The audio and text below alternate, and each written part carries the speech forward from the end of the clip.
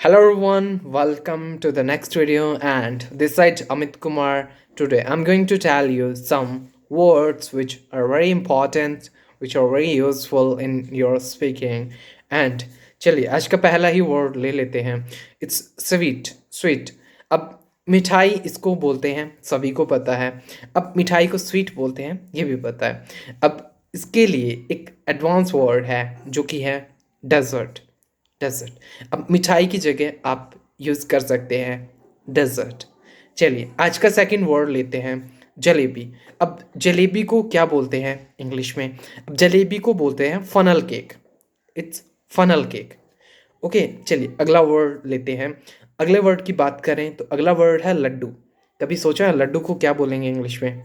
अब लड्डू को बोलते हैं हम स्वीट बॉल्स. Sweet balls.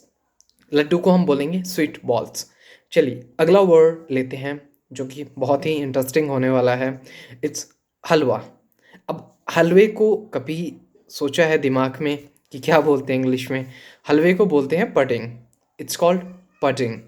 चलिए अब अगला वर्ड लेते हैं खीर. अब खीर को क्या बोलते हैं इंग्लिश में? खीर को बोलते हैं पडिंग राइस.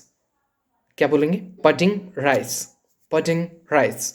चलिए आज का लास्ट वर्ड है, बहुत ही इंटरेस्टिंग वर्ड है जो कि है पराठा.